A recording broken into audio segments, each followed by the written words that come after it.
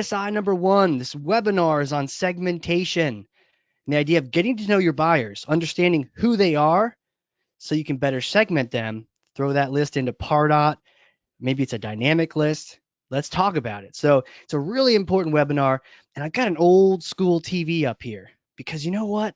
There's a theme that just ties so well into knowing your buyers. Anyone here old enough to have watched old TV shows or maybe some reruns on one of those channels you don't even know what they're called at night? I'm talking about this show right here, the Newlywed Game. Who's seen this? Go ahead and raise your hand in GoToMeeting in the window if you've seen this show, or throw it in chat or questions. Just one of those little things. Okay, I see a bunch of hands. Good, good, good. Thanks for doing that. That helps me know that we're all on the same page here. So if you've seen the Newlywed Game, raise your hand. There you go. Okay. If you haven't, it's a hilarious game. Basically, you have a bunch of couples. These folks just got married.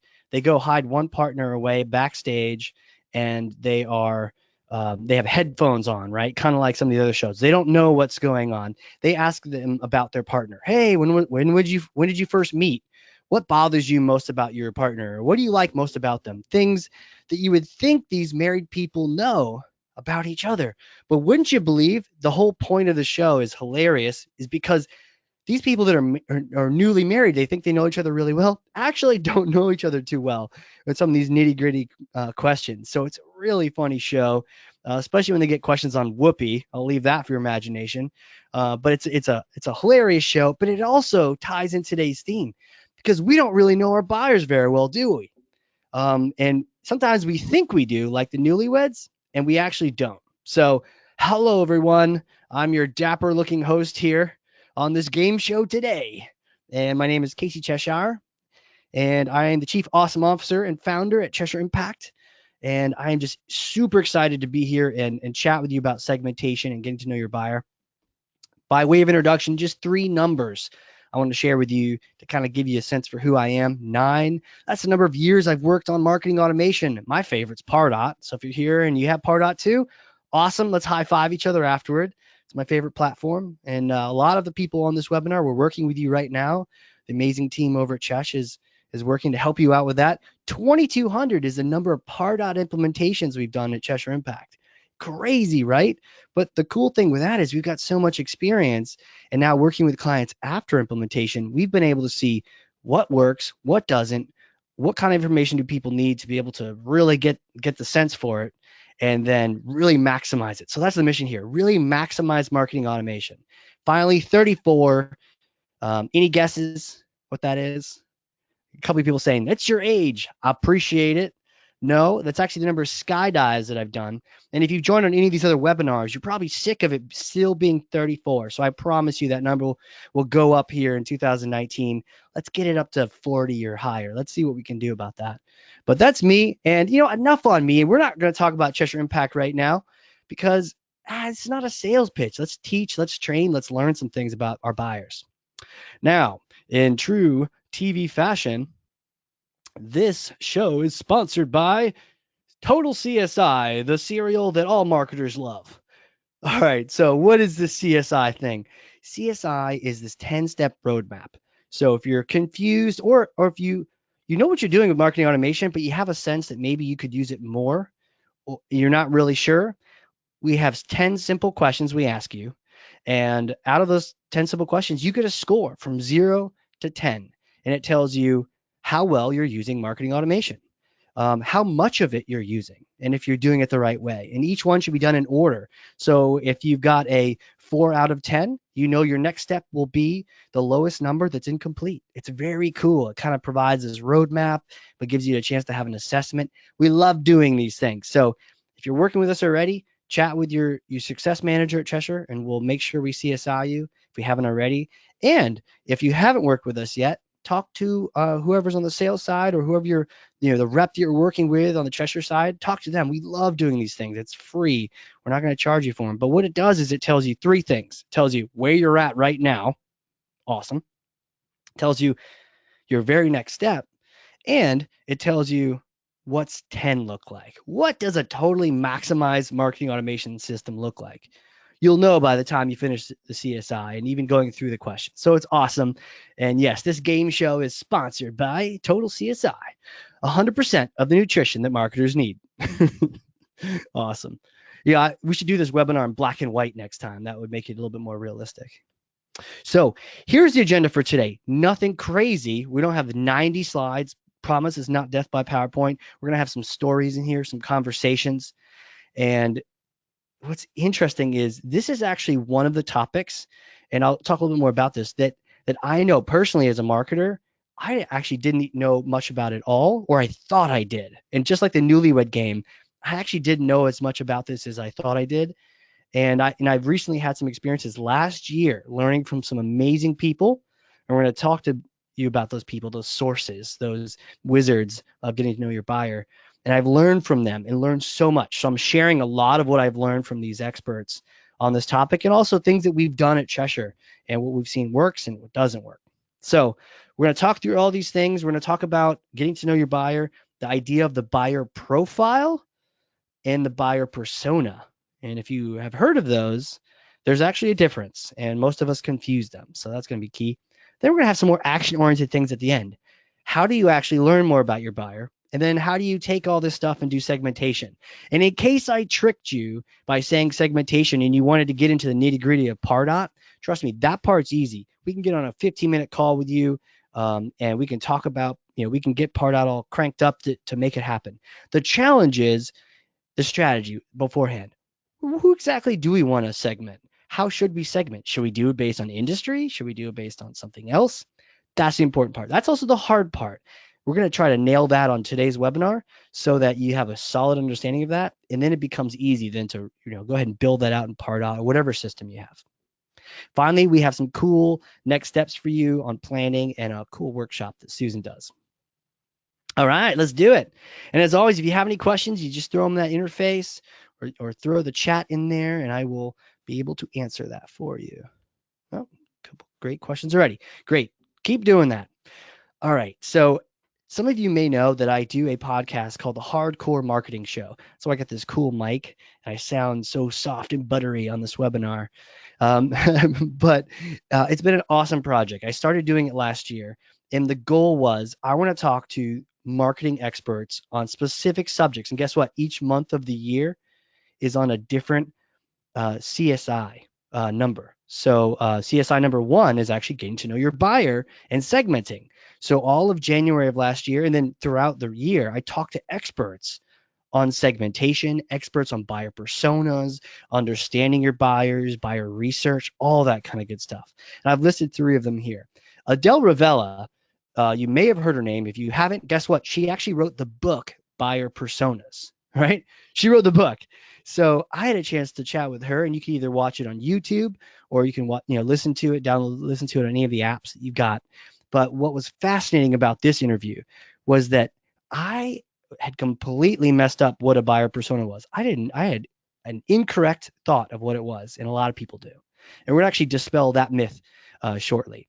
Amazing interview, and I recommend you check this one out. And it was the 3rd episode. It's crazy because on the episode, Adele does a buyer interview with me about how and why I bought marketing automation back in the day.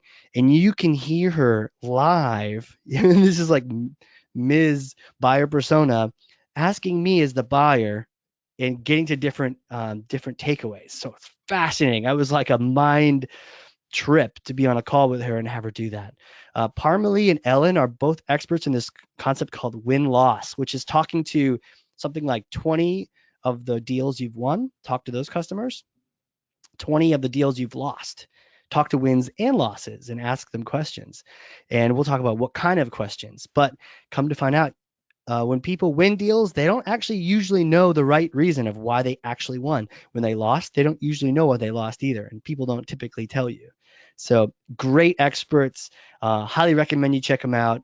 To that question, it is on YouTube. You just search for Hardcore Marketing, and that should pop up. It's also in Stitcher, Spotify, iTunes, all that good stuff. So check these experts out. They were amazing interviews, so I highly recommend you check those out. All right. So Okay, let's pop this open. Okay, great. So we got some awesome questions already. And we have a couple folks just queuing me in that they do prefer green tea, and some people don't. And we have some Tom Selleck fans out there, so a shout out. And yeah, I think it was a dating game. But okay, let's play the dating game right now. And no, you don't have to go backstage. We can all just pretend because you know what? We sent our buyers backstage and then we put their headphones on them. Okay, so your buyer, your customer is backstage listening to their favorite movie music, on Spotify, which is a great system, by the way. They're on Spotify. They're listening to the music. So now let's ask you some questions. I've got some questions to ask you about your buyer, and no cheating. You can't Google it. Can't look it up in your CRM. Question number one, and go ahead and just play along with me because it makes it way more interesting and fun. And I can also respond to you afterward too. Go ahead and throw the answer in either the chat box or the question box. So here's question number one. What led your most recent customer, the one that's backstage, what led them to start their search? Why did they start their search to buy what you have? I'll let you have a chance to write that down, but go ahead and write it down. What led this buyer to actually start the search? Not how you eventually met them and all those good things, but what made them start looking? Was there a problem? What was it? Throw it in there. Okay, I got some good answers. Some of you actually have a thought on it. That's good. And it'll be interesting to see if it's actually, is it our thought or have they told us? But go ahead and just throw things in there. Cool. Good. Yeah, awesome. Shannon, great answer. Kelsey, Jane. Oh, yeah, needed to upgrade. They had to stay competitive. Nice. They had a problem or idea. Okay, awesome. Challenges with spreadsheets. Absolutely. Who doesn't have challenges with spreadsheets? And is it Google Sheets or is it Excel? Craziness, right? So this is good, right? So we've got different things happening. We have some ideas. Next question. What sources do your customers trust? What sources? Like, should I buy this thing or not? Is it going to be a good thing or not? Is it other people?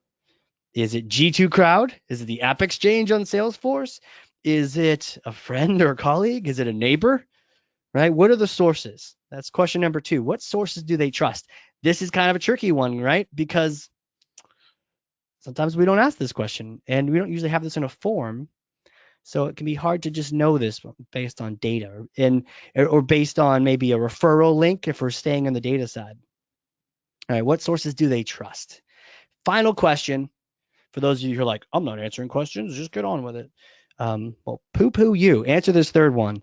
Why did you really win that last deal? Any thoughts? And let's say it was a competitive deal. They were looking at you in either competitor or another thing that might answer some of the same challenges they had. Why did you actually win that deal? Any ideas? Go ahead and throw them in there. I'll take a peek here. Some people saying word of mouth on the last question, industry professionals, public recommendations, other big client names. Yeah, that can be good. I like putting those names on there. We had a check that came in today or yesterday from a Major League Baseball team, and I was like, this is cool. And half of me wants to tweet it, and the other half is like, am I legally allowed to do that? So I don't know. But either way, it was exciting. So sometimes it is that big name, that big logo, or our people. Yeah, absolutely. We understood their vision. Okay, great. Well, thanks for playing along with me. Those are the three questions. Let's bring them out and find out how we did.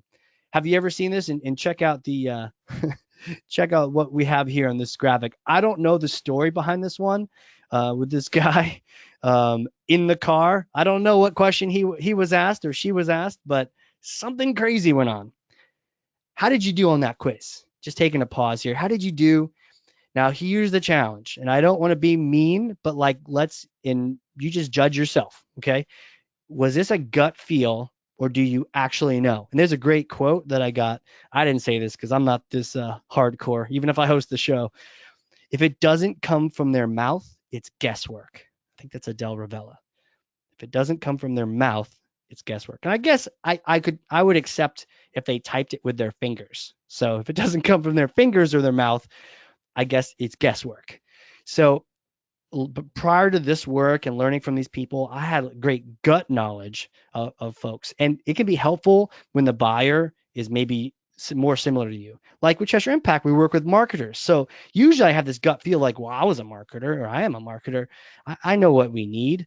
And that may be true, but it can get challenging if you're selling, say, IT software. Unless you were in IT, or you're selling accounting software, or whatever service you might be selling. If you're not that end buyer, it can be really hard. And you may have gut feeling about it, but maybe not the actual knowledge. Here's the quote. Here's the takeaway for you. The most neglected aspect of marketing is our buyer. Isn't that crazy? We know this because we've been doing these CSIs with people. We've done a little over 300 of them now. And any guesses on the average score of the CSI? And basically, you get a score from 0 to 10. Any guesses on what most people are in terms of their use of marketing automation? You can just throw a number in the questions or in the chat. Let's see here. What do we got? We have, yep, yep, exactly. The average, some of you know, you got me. The average is 3. And I don't know if it's even the right word to use, and somebody can help me out, because it's 3. Most people have a 3 or below. And it's not one of those nice, even distributions where there's a 4 and a 5. There's a few of those, but mostly it's prior to 3, and then there's a sharp drop off after that. I don't know what you'd call that. Maybe a black hole event horizon. I don't know. But here's the deal. Of all these things we've done, we get to the part. Number one on CSI is getting to know your buyer, and most people don't have that completed, or it's partial. And that's good news, because we're self-reporting these things. We want to challenge ourselves. So that's good. So kudos for everyone who's like, I could do more there. I agree. Cheshire, we could do more there. And we're actually going to work on that this first quarter. So it's crazy that the most neglected aspect of marketing is our buyer. But what's cool is, and I highly recommend you think about this, when you start thinking about your buyer more and get to know them as a person. And don't worry, I only have two bullets that are like foo-foo about this, but seriously, when you get to know them as a person, it makes marketing way more fun, and more, and like a stronger purpose. Because if you're like, oh, our stuff helped, and look, if you help out a nonprofit, that's great, but not everyone works for a nonprofit. Some of us work for a company that sells software, right? Or services to people that make software. And so what I found though is, by even personally, when I focus on the people that we're helping, like for Cheshire Impact, it's the marketers. We want to make marketers heroes, or whoever your customer is. When you focus on them, it makes your job that much cooler, because you're not trying to help some random conglomerate make 5% more. I mean, that's cool, but it's even cooler when you're helping, Jen or James or some other name with a J or whoever, right? When you're helping that person out, and helping them succeed and hit their goals, it makes it more fun and more personal, and just feels good. Second of all, the fact that I didn't really know this all that well, and you may not too, is not actually your fault. There's a popular software platform out there that has been talking and teaching us buyer personas for a long time, but unfortunately, they've been teaching them somewhat incorrect. So, the buyer profile. I've got 2 pictures on here, essentially of profiles. I've got an FBI profile, and I've got a profile from a popular software app. For the longest time, there's been some thought leadership from different tools and apps and vendors. And you always got to be careful, right? Even this webinar, hey, don't take me, just like whatever I say, just, oh, it's Casey said it, it's true. That's kind of neat. But hey, Google it, test it out, prod it. Hey, if I'm incorrect, correct me, right? So don't just take, in the words of LeVar Burton, don't just take my word for it, right? So, but here's the challenge. And this is what I learned from Adele when I was on the podcast. Most of what passes for buyer persona is actually a buyer profile. And here's the difference. A buyer profile usually has a photo. You give the person a name. And this is what I knew. When we were talking to Adele, I look like a complete idiot. So go listen to the podcast. It's hilarious. I was like, okay, yeah. So you have a name. You have a cute photo of some person like Marketing Mary or Sales Sam, and you have a background, married, 2 kids, likes cats, prefers dogs, is in this age bracket, and it has these certain, things about them, likes office plants, Now, if you look at the FBI one, it's like, nickname, Babyface Nelson. Why was notorious? His gang terrorized the Midwest. Here's his photo. Here's a name, right? Not too much different. Now, what's interesting is a lot of this came from the B2C side, where a little bit of this can be helpful. The problem is it's not actionable. Here's the big thing. It's not actionable. Knowing that Sally Smiles is married with two children and has a calm demeanor. How? What are you going to do to change up your marketing? And this is sort of a rhetorical question. You can answer if you like, but it, what are you going to do differently in your marketing based on those factors in a B2B sense, right? If you're selling some B2B service or software or whatever it might be, product to someone, and you know some of these demographic informations, what are you going to do differently, right? So there's some things you can do differently. And on the next slide, I'm going to kind of bounce it out a little bit. But the biggest takeaway is a lot of what I've been doing for buyer profiles for the longest time, based on learning from a couple other apps out there, was, and you know what happens? You do these and then you don't look at them, or sometimes you do and you're like, oh, buyer Sally, but then you don't actually look at them. The reason why is because they don't actually tell you what to do or how to address anything or what you're going to do differently. You just think about Sally. So before anyone goes too crazy, okay, it's not all bad. Profiles are not bad. There's more that we can get. So a couple things. You want to have a sense of profiles at the beginning. That's totally fine. And there's certain things that are important. For one, it informs basic segmentation. So you first get into Pardot, you're first going to set up some lists. We just don't want you emailing everyone at the same time. So you got to have some kind of segmentation. Maybe it's industry, right? Sometimes industry is the way to go. I've done that before, where you've got two different industries. You've got healthcare, life science, and you've got finance, and they're clearly different kinds of vocabulary and people, and you want to talk to them differently. That's okay. We don't have to throw that away. That's okay. And at least what you're not doing is emailing finance and healthcare at the same time. Now, I got to be honest, a lot of us are doing that. A lot of us, based on our work on the CSI, we're emailing everyone all at the same time. Now, if you can at least get two different lists you're emailing, could be partners and it could be customers, or it could be customers and prospects, or it could be this industry or that industry. Awesome. That's the next step to take. Now there's another, and we'll get to some of the roadmaps in a second. But the other thing is the profile can be a basis for some bidding strategies. I had an awesome podcast today with the CEO of Strike Social, and they are doing like crazy genie level things, bidding on AdWords and Facebook with data scientists. We talked all about data scientists. It was crazy. We got nerdy and cool. And we talked about Singapore and travel. It was really fun. So he talked about the idea of at least knowing some of this data can be helpful. And if you don't have it, you actually are going to need to get it. So, but this is also more leaning to the B2C side. That the stuff we just looked at back here with, let me go back here with Sample Sally or even John Dillinger.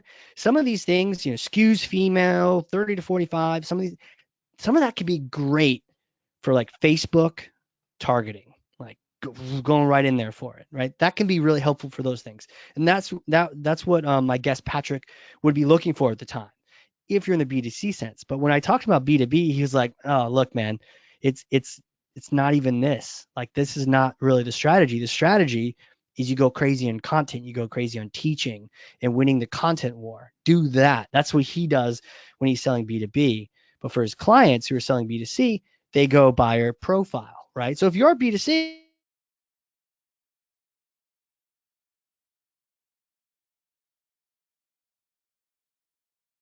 thinking about your buyer, and there's nothing wrong.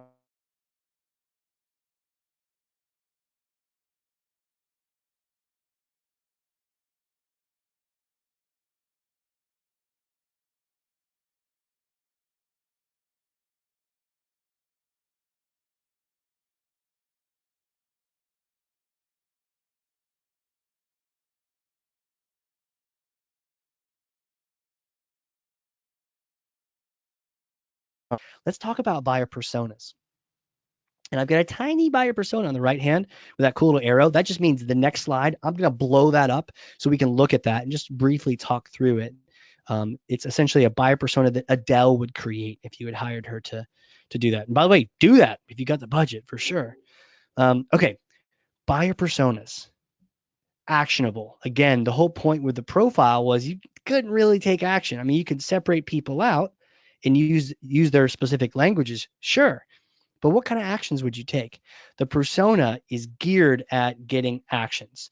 And the way I also learned it from her was that it's very much, a profile is like, okay, here's a snapshot of a person. The persona is how they went about buying your thing, right? So it's almost like it maps out the journey, not just the person.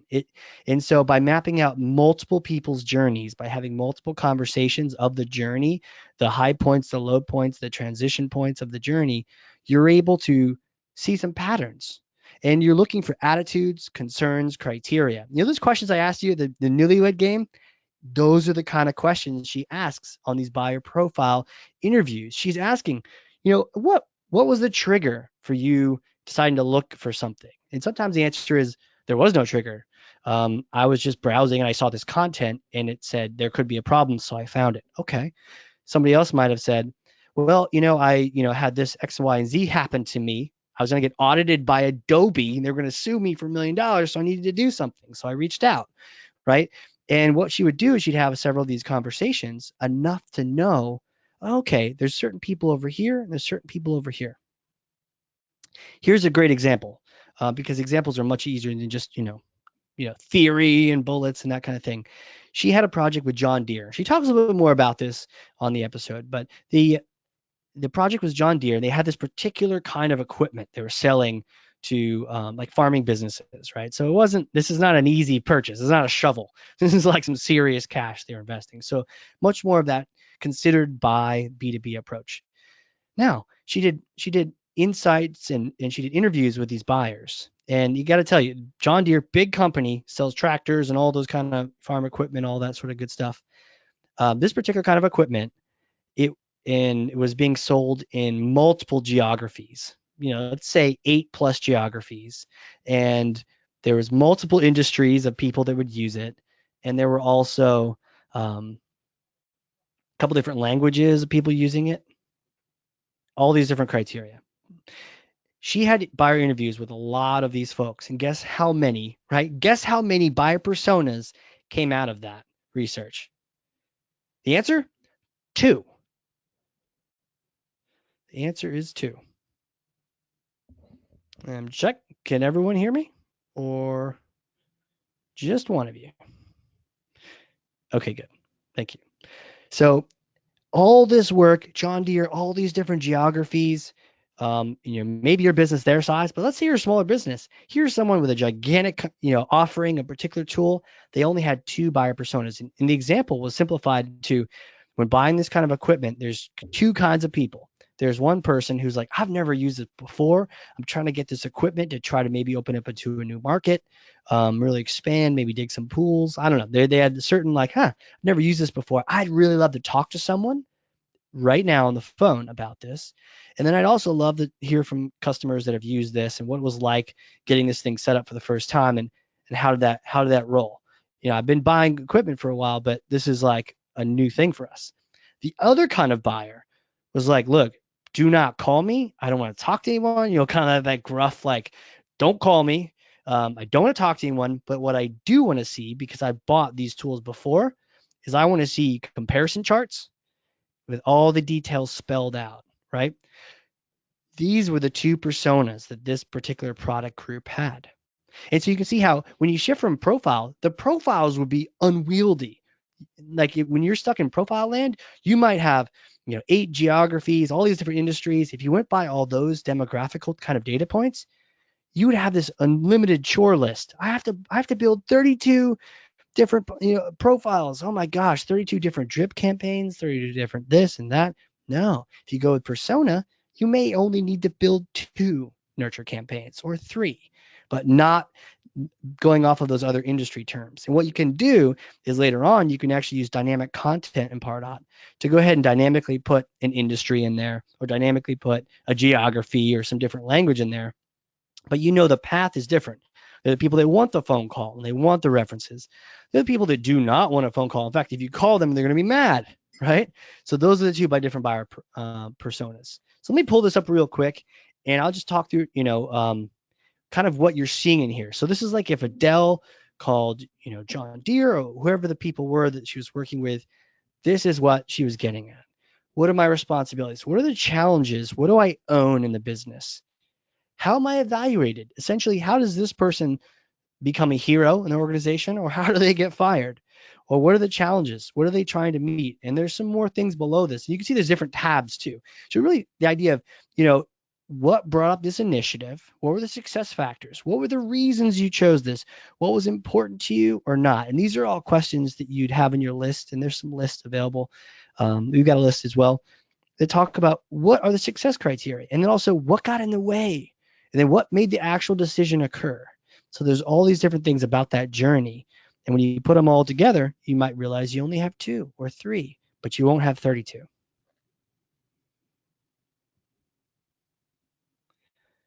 All right. So how do you learn more about your buyers? Well, you have to call them. Plain and simple. I learned this too. I, I love some survey apps, right? Survey apps are great. Net Promoter Score is awesome, but you gotta call them.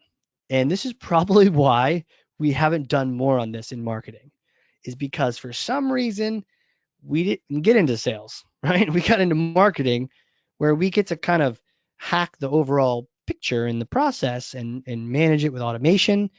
But come on, trade shows are fun. We enjoy that. So why not pick up the phone and call? You know, the, for whatever reason, we could go down a rabbit hole and why we haven't done this. But we haven't. So we need to actually call them. And some of the things that some of the folks and the experts I was talking to and things I've read, even what we've seen is surveys really don't address the need of learning about your buyer. Maybe about the demographics, maybe about the profile. Hey, are you in this industry or this industry? Sure, they can hit that. But what I found was that it's the second question from all the questions. So anything you would ask on a survey, you could ask that in a buyer persona interview for sure. But the real gold, and you can hear this with Adele, when she was interviewing me, she's like, why did you, look for marketing automation? I said, well, here's why I looked. And she said, oh, that's interesting. Well, why specifically did this happen, right? It was the secondary question that can only come from someone who's actively engaged and listening. That's what really informed her. And one of the things that came from the conversation we had, it wasn't a primary question. I had shared with her that I just started a new job and I brought in marketing automation because we needed to solve the problems that were here. And one of the takeaways she had was, marketers that start in a new position, there's something around that we could potentially work from. Did you just start a new position? Did you just take on a new role? And now you're trying to bring in this tool. That might be a persona, right? So you could already see the gears were working for her from that follow-on question. So the follow-on questions are huge. Secondly, the win-loss conversations with Parmalee and also with Ellen were amazing because these people, and at one point, I think it was Ellen, halfway through the interview, she said, I can read people's minds. I'm like, damn, you tell me that halfway through our webinar. Now I'm scared. But she was like, I've listened to people and I've watched them so much and we interview them so much. She knows when they're either telling the truth to answer a question or if they're lying. And it's really fascinating. But what they do is they ask some of these same questions, like the Del Ravella questions around that journey and but specifically what resulted in that win or even the loss. You can learn a lot from the deals we lose, just as much as the wins. And they actually interview people on a quarterly basis. And some of the takeaways were amazing. And someone has to chat with their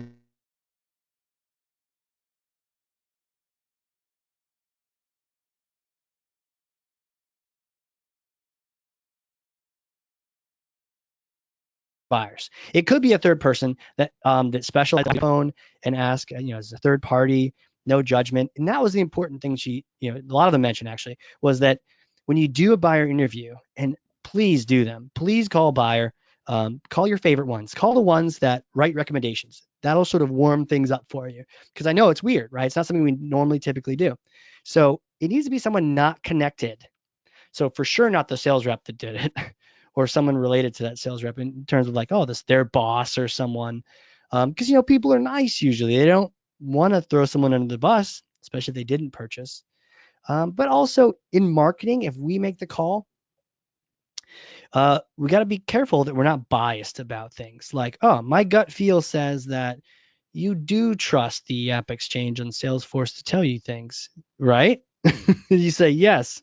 Okay, I just asked a rhetorical question, right, in a buyer interview. That's not what we're trying to do. We're trying to say open-ended questions. Just tell me what kind of research do you do? What do you look to and what do you trust?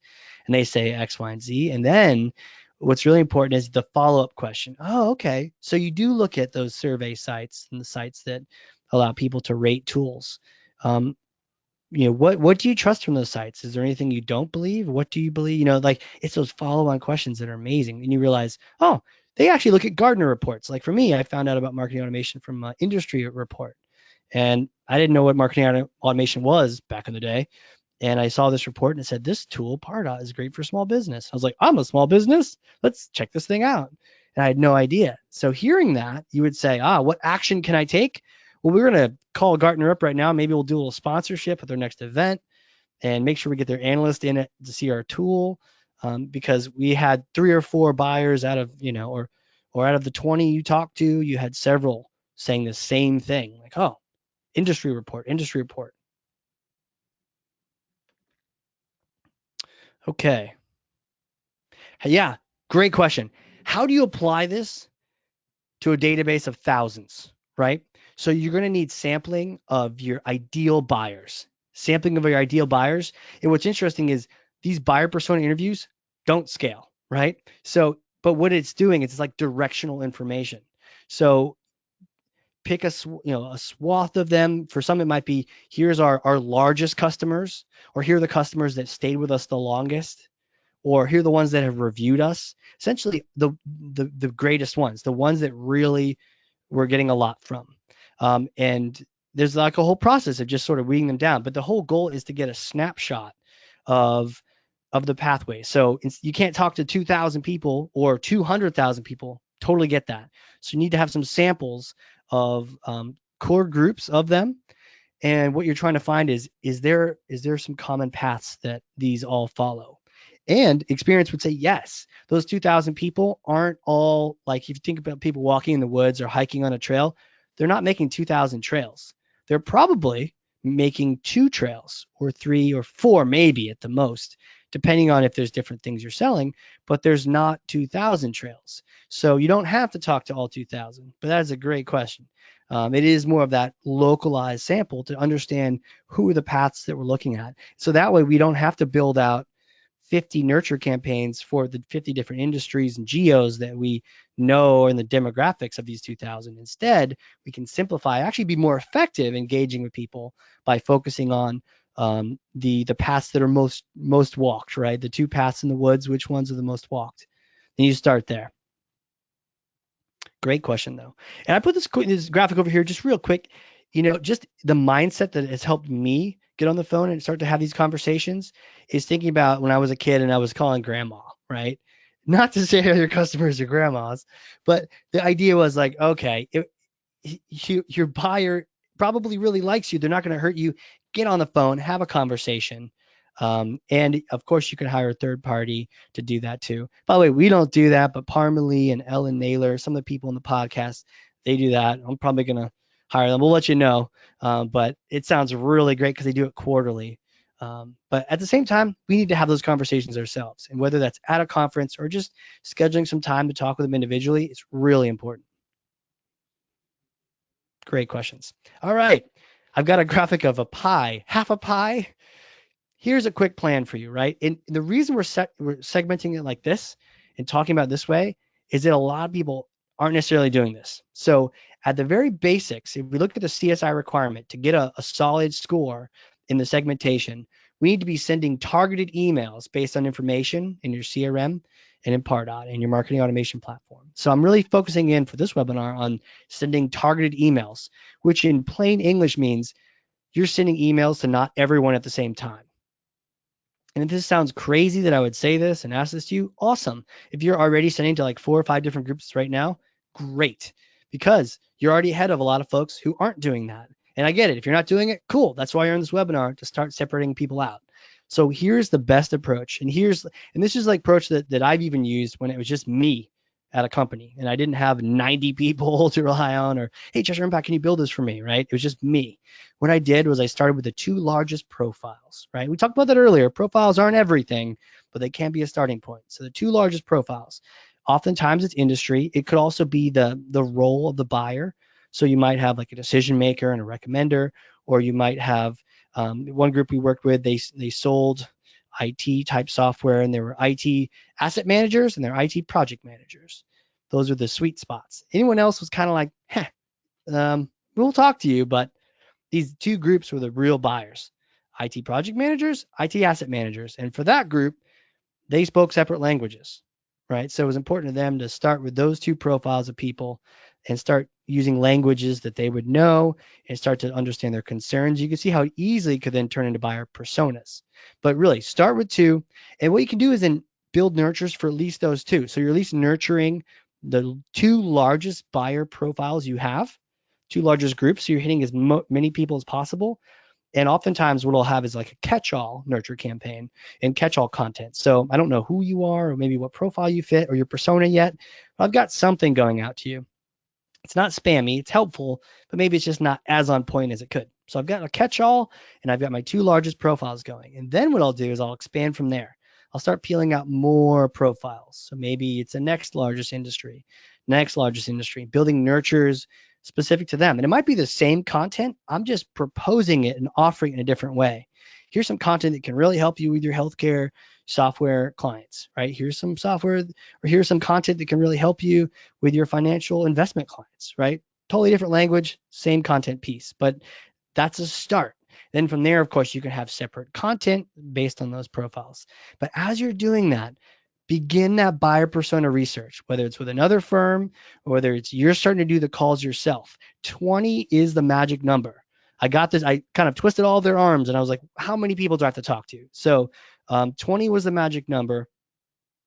And again, that was even like John Deere type stuff. So you make the number you want to make. Talk to all of them if you want to. But again, scalable. I totally get it. So 20, talking to 20 of your winners. And if you got the time, 20 of the losers, people that didn't purchase, if they want to talk to you, or some of these other groups can get them on the phone. So that's really the way to proceed. And then what happens is the buyer personas, you may find there's two or three paths that people follow. Now you start building out nurture campaigns for those people. And then what you really want to do is figure out how can I identify in a scalable fashion on a form or based on activity on the website or some kind of answer to a field on a form. How can I identify that this person is in this type of persona, right? That becomes a little bit more of the harder work.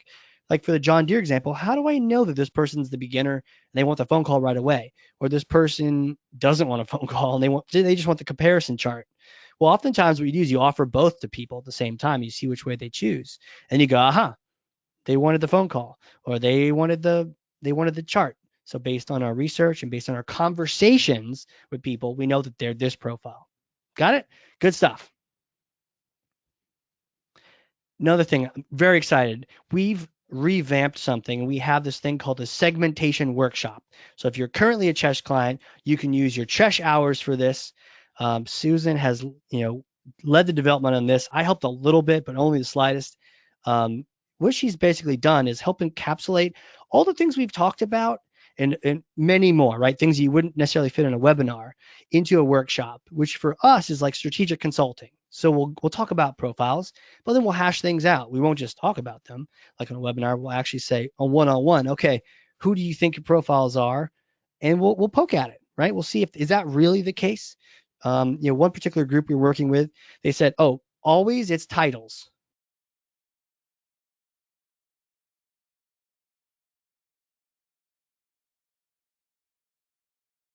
Ask that on a forum ever again.